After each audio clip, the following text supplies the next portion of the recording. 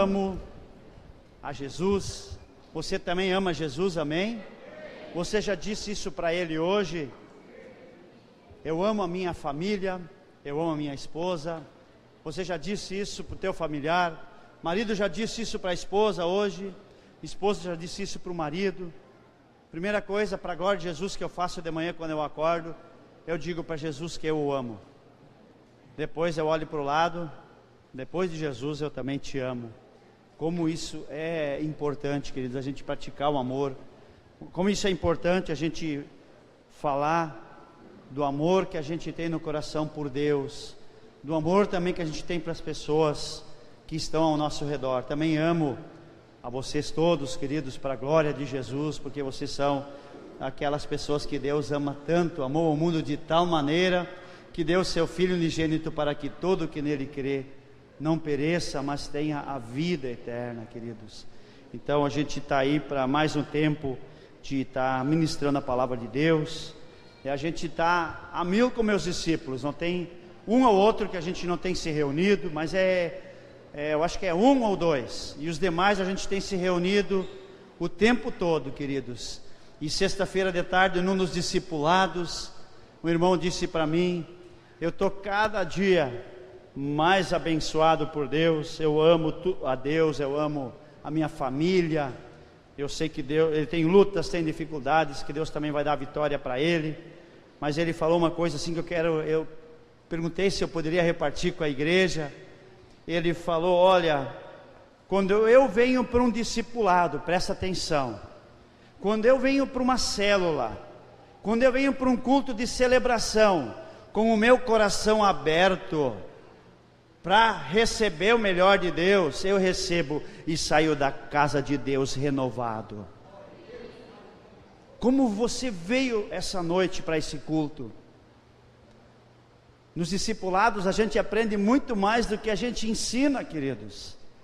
Por isso que eu não perco um discipulado. Tem algum que não está fazendo, está perdendo o seu tempo, queridos. Pastor Mário, eu tive acho que em uma semana, ou 8 dias, 9 dias, 6 discipulados com ele, e a maioria ao vivo e a cores.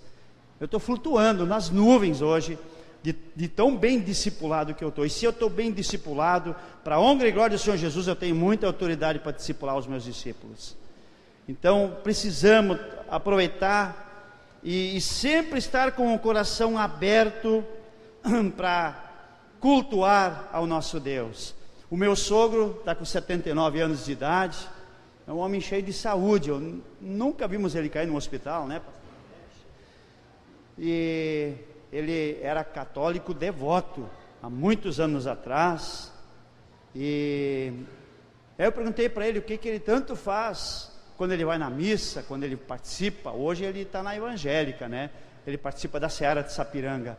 Ele disse, ele ia em toda a missa, e hoje ele vai em todos os cultos evangélicos, para sair de lá renovado, para buscar força de Deus e calma também, para resolver todos os problemas que ele precisaria enfrentar naquela semana que viria.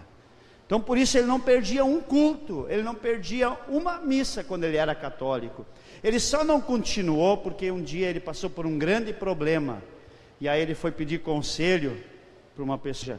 A gente conversou, ouviu ele, orou com ele, e ali ele começou andando fielmente, e é um homem de Deus. Mas nós precisamos saber, queridos, que nós não viemos e nós estamos a cultuar a Deus. E eu te desafio agora, não sei como está o teu coração, a dizer para Deus: Deus, o meu coração está aberto para receber o renovo da tua parte na minha vida, em nome de Jesus, amém. Glórias a Deus. Queridos, eu quero trazer uma palavra que fala mantendo a chama acesa, e se nós quiséssemos trocar aquela frase que está ali, a frase que caberia melhor, eu coloquei inclusive na minha pregação, Deus foi falando, foi revelando, avivamento pessoal. Podia tirar tudo aquilo ali e escrever avivamento pessoal. porque é eu que preciso ser avivado. Diga, batendo no teu peito, eu preciso ser avivado. E eu te garanto, se você é uma pessoa que tem uma chama acesa dentro do teu coração, você é uma pessoa avivada. E uma das coisas tão importantes que o fogo, ele atrai pessoas. Quando tu tem um fogo ali, seja do outro lado da rua aqui, e está ali uma pessoa, vem mais um, vem mais outro, olha só que fogueira legal aqui, e o pessoal começa a conversar, tomar chimarrão em volta daquele fogo, começa a conversar coisas boas. O fogo atrai pessoas, e o fogo de Deus atrai muito mais ainda. Ou vocês acham que uma pessoa com chama apagada vai atrair o quê? O avivamento, queridos, pessoal, ao falar sobre avivamento, o melhor de tudo é viver o avivamento pessoal. Precisamos fazer também a manutenção para o avivamento, senão a chama se apaga. Diz para o irmão, tem que fazer manutenção, senão a chama se apaga. É isso que nós vamos falar hoje à noite, queridos. Mateus 25, 1 a 13, você já deve ter aberto, eu passo a ler. Ali fala sobre 10 virgens, 5 delas prudentes. A chama, o fogo de Deus, a presença de Deus era dentro delas, e elas tinham ainda azeite num vasilhame, para sempre repor, quando o fogo, por acaso, diminuísse um pouco a chama. Elas colocavam mais azeite e aquele fogo ficava. E 5 dessas virgens eram nécias, em outras palavras, que não eram precavidas, não estavam preparadas, levavam a coisa de qualquer jeito. Tanto faz como fez, muitos dizem na gíria. E ali fala então, a parábola das 10 virgens. Então o reino dos céus será semelhante a 10 virgens que, tomando as suas lâmpadas, saíram a encontrar-se com o noivo. 5 dentre elas eram nécias e 5 prudentes. As nécias, ao tomarem as suas lâmpadas, não levaram azeite consigo. No entanto, as prudentes, além das lâmpadas, levaram azeite nas vasilhas. Dos 5, e tardando o noivo, foram todas tomadas de sono e adormeceram. Mas, olha o versículo 6, à meia-noite ouviu-se um grito, eis que o noivo saiu ao seu encontro. Então se levantaram todas aquelas virgens e prepararam as suas lâmpadas. E as nécias, versículo 8, disseram às prudentes: dai-nos do vosso azeite, porque as nossas lâmpadas estão se apagando. Mas as prudentes responderam: não, para que não nos falte a nós e a vós outras, ide antes aos que o vendem e comprai-o. Versículo 10, e saindo elas para comprar, chegou o noivo, e as que estavam apercebidas entraram com ele para as bodas, e fechou-se a porta. Mais tarde chegaram as virgens nécias, que não estavam preparadas para aquele momento, e clamando: Senhor, Senhor, abre-nos a porta. Mas ele respondeu: em verdade vos digo que não vos conheço. Aí a gente disse, ouvi uma resposta dessas de Jesus naquele dia, ainda há tempo, queridos. E no 11, vigiai, pois porque não sabeis o dia nem a hora. Olha nos olhos do teu irmão e diz para ele: vigiai, porque não sabeis o dia nem a hora. É sério isso, querido, está na palavra de Deus. Vamos ler o versículo 44 do Mateus 24, ali diz: por isso ficai também vós apercebidos, porque a hora em que não cuidais, o Filho do Homem virá. Nós sempre temos que estar preparados, queridos, não tem moleza, vai acontecer um dia. E essa palavra fala do fim dos tempos. Há mais necessidade de vigiar, você concorda comigo? Então digam assim, há mais, muito mais vontade de vigiar. Então tem que ter mais vontade, é necessidade de vigiar, e necessidade de se preparar, pois Jesus virá buscar a sua igreja, uma igreja santa, sem mácula, avivada e com a chama completamente acesa. Amém, queridos? Como está a tua chama essa noite? Está pequenininha? Está acesa? Jesus essa noite quer incendiar teu coração, quer acender a chama. Em alguns que está apagado, Ele quer reacender a chama. Ele já está passando com o vento do Espírito. Aquele que tem a chama bem pequena está começando, inclusive você está sentindo esquentar o coração, porque a chama está começando a pegar fogo aqui essa noite, para a glória de Jesus, aleluia. E você sabe quem é o fogo, queridos? Olha para o teu irmão, pergunta para ele: quem é o fogo? O fogo é Deus.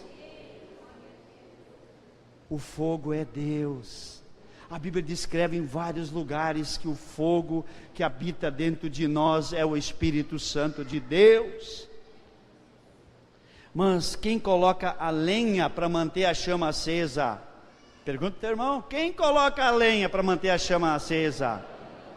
Pode responder para ele: é você, no seu coração, e no meu sou eu. Tá certo isso, irmãos? Então nós vamos ver como isso vai funcionar. Nós vamos falar isso em 3 pontos. E a pergunta básica: como está a chama no teu coração? Como está? Você tem cuidado da chama, do fogo de Deus em seu coração? Primeiro ponto: como mantemos a chama acesa? É alimentando a chama. Já aprendemos que o fogo é Deus. Levíticos capítulo 6, versículos 12 e 13. É lá no começo da Bíblia. Gênesis, Êxodo, Levíticos, capítulo 6, é depois do Êxodo, versículos 12 e 13.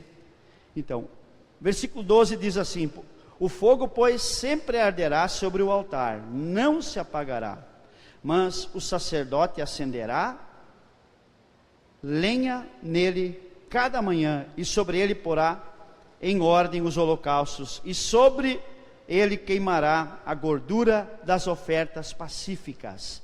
E no 13, repita comigo: o fogo arderá continuamente sobre o altar, não se apagará.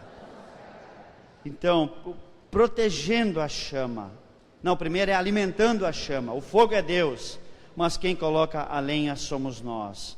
É necessário fazermos manutenção através de uma prática constante. Como se faz a manutenção? Uma prática constante, deve estar escrito ali para você acompanhar, através da oração. A oração fala na palavra de Deus, no 2 Crônicas ou 1 Crônicas, eu estou em dúvida, mas o versículo é 7,14, e ali fala: se o meu povo que se chama pelo meu nome se humilhar, orar e me buscar, e se converter dos seus maus caminhos, eu ouvirei lá do céu e sararei a sua terra, responderei a sua oração. Acho que é 2 Crônicas, isso, 7,14. E perdoarei também o seu pecado. Então, a oração é lenha para você botar fogo no seu coração. Você está orando. A leitura da Bíblia também é uma maneira da gente estar com a nossa chama sendo acesa. Aonde você, meu irmão e minha irmã, estão lendo na Bíblia? Gênesis até o Apocalipse. Aonde você está lendo na Bíblia? As virgens prudentes liam no mínimo um capítulo da Bíblia por dia.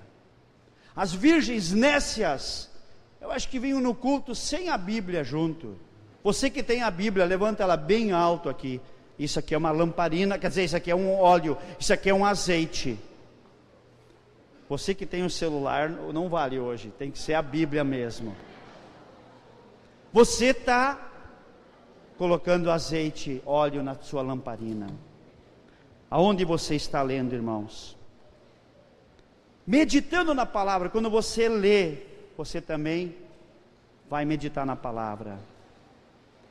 Ler e também meditar. Está escrito ali, ó, queridos, nos 2 últimos parágrafos. E a quarta coisa é comunhão com o Espírito Santo. Ter comunhão com o Espírito Santo, está orando em línguas, está falando com o Espírito Santo. Queridos, a gente tem dúvida, às vezes, em algumas decisões a tomar, e a gente começa a orar com o Espírito Santo, falar com Ele. Eu apresento praticamente tudo, 99,9% das minhas coisas para Ele. Aquele 0,1% eu também apresento, mas às vezes eu esqueço. Mas praticamente tudo está na presença dEle. Então é tão importante, a gente anda tão mais seguro, tão mais tranquilo, tão com intimidade com o Espírito Santo. Então precisamos ter essa comunhão diária. Provérbios 26:20 fala que o avivamento é pessoal. Então coloca o graveto da oração no teu coração. Coloca outro graveto para botar fogo no teu coração, o da leitura da Bíblia. Coloca um outro graveto também, a meditação, um pedaço de lenha na Bíblia. E um outro pedacinho de lenha que se chama intimidade com o Espírito Santo. Você está entendendo isso? Amém? Como está a tua chama? Você tem alimentado bem a tua chama? O teu coração com as coisas de Deus? Foi ministrado aqui, a Esther iniciou tão bem o culto. Nós temos que ter fome de Deus, temos que ter sede de Deus. E eu tenho certeza, você que está aqui hoje de noite, não está aqui por acaso.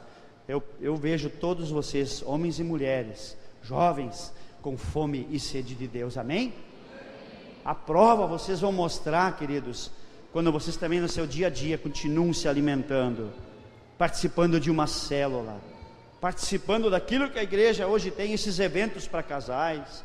Dia 1º de abril vai ter um grande evento para jovens.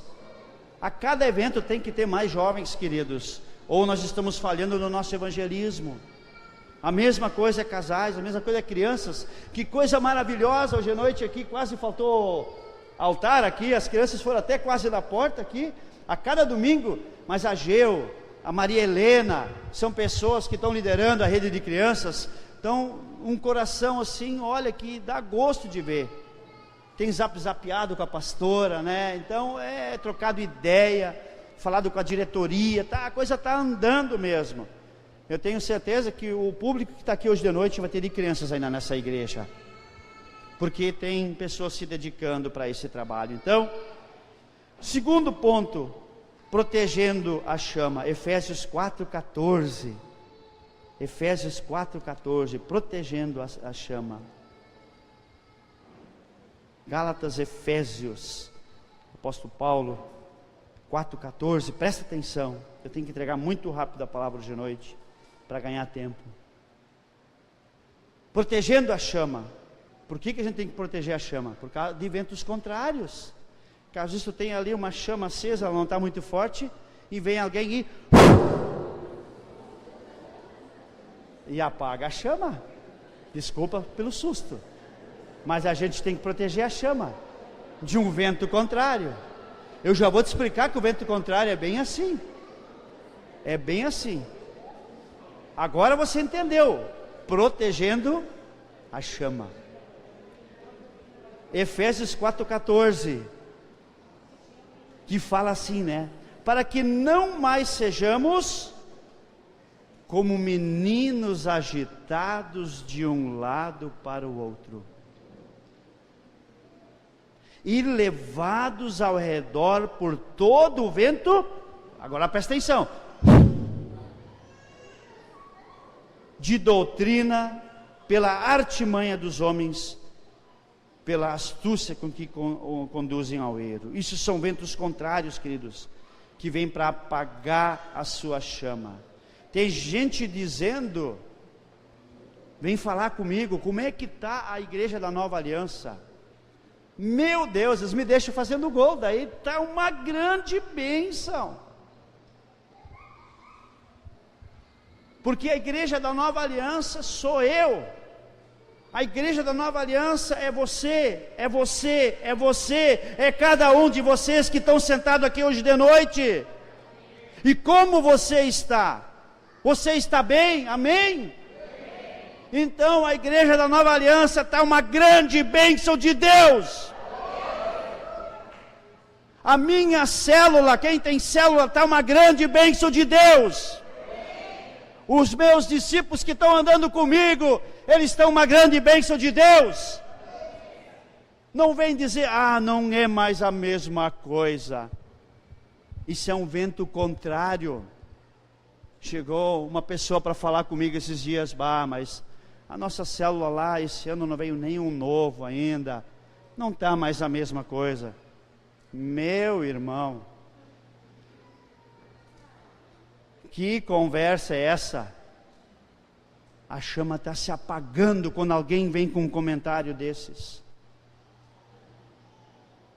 E se tem alguém que ainda é um menino na fé, que se aceita esse tipo de comentário, vai apagar a chama também. Você está entendendo, irmão? Não podemos aceitar esses comentários negativos. Isso são ventos contrários que apagam a chama. Precisamos proteger a chama. Somos responsáveis pela manutenção da chama acesa do Espírito em nós. E precisamos evitar aqueles ventos contrários que esfriam a nossa fé. Você concorda comigo, irmão? Pecado também é algo que apaga a chama, queridos. Opiniões contrárias, sentimentos e ressentimentos, pessoas que falam mal negativamente. E eu quero te dar um alerta, cuidado, queridos, com aqueles que falam mal, que falam o contrário. Se a tua chama não estiver fortalecida, você pode entrar numa conversa dessas. O pecado também, ele apaga a chama. Cuidado, pois que as pessoas falam negativamente, apagam a chama. Então nós precisamos manter a chama acesa e alimentar o fogo, alimentar a chama. Você pensa numa lareira, você tem um montinho de lenha ali, a lareira acesa, daqui a pouco aquele fogo baixa, tem que logo botar, senão o fogo acaba, né? Eu aprendi a lidar numa lareira, a igreja tem alugado para nós uma casa com lareira, quando sobra tempo, né? Então já aprendi. E às vezes eu mostro ao pastor, olha que coisa linda aquele fogo ali, né? Daqui a pouco ela está baixando o fogo, eu digo, não amor, não tem problema, ele não vai apagar.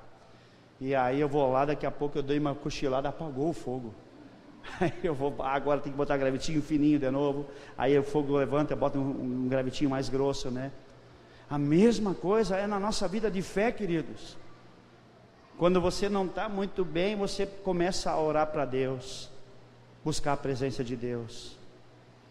E se tem um irmão falando o contrário, aí mesmo apaga todo o fogo. Você já viu alguém falando mal?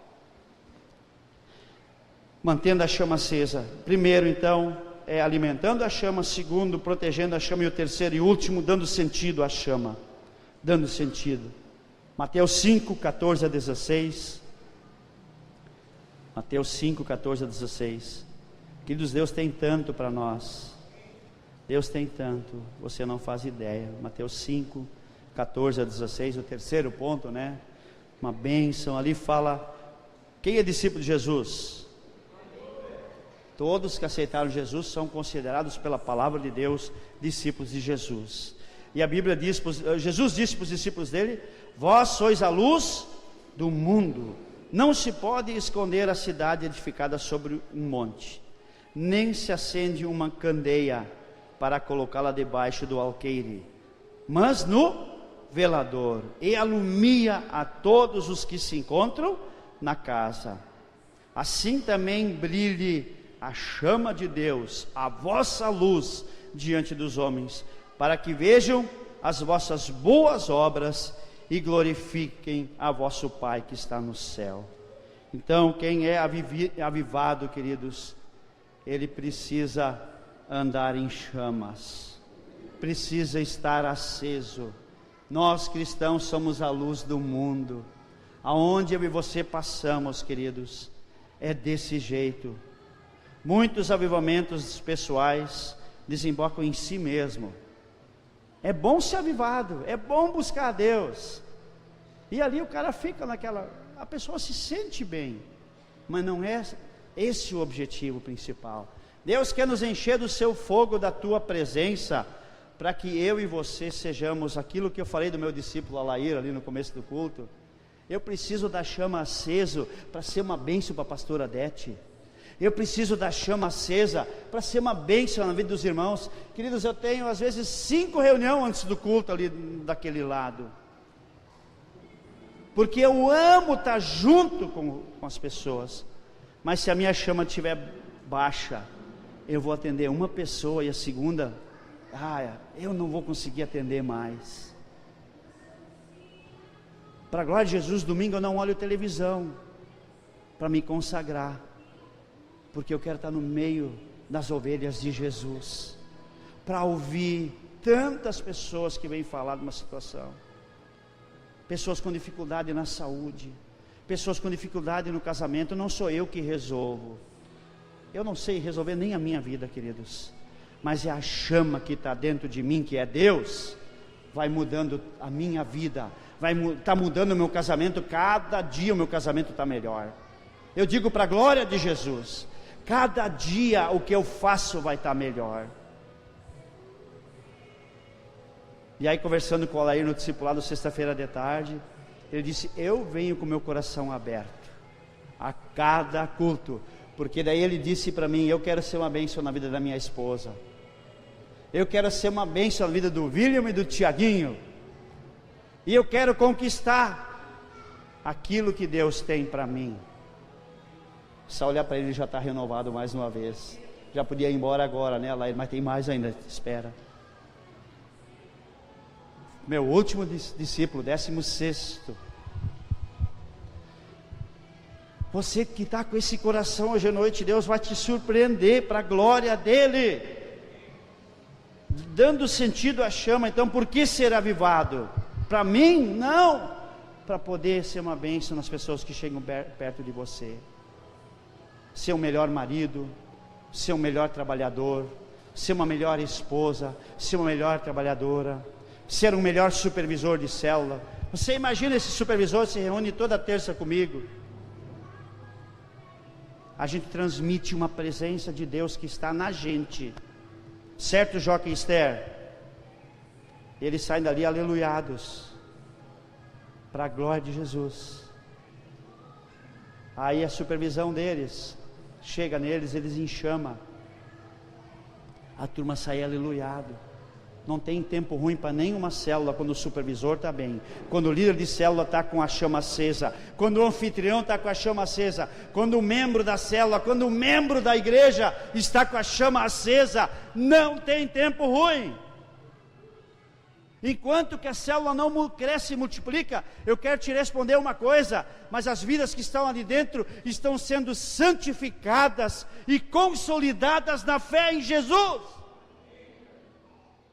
A multiplicação e o crescimento vem de Deus. Tem 2 só na célula, onde 2 ou 3 se reúnem, Jesus disse que está no meio deles.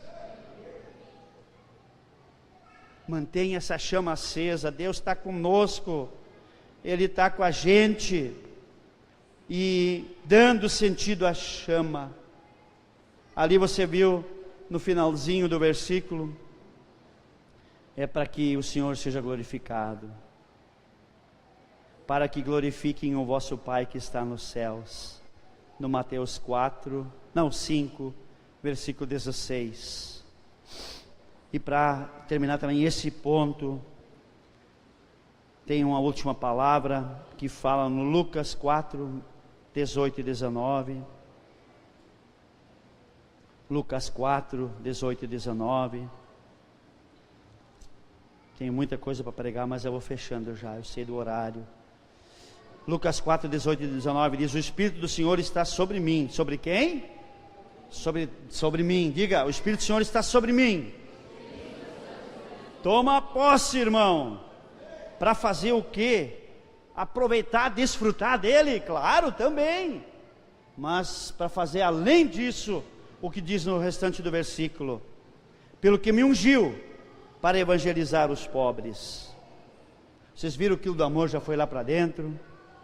Nós distribuímos muitas cestas todo mês.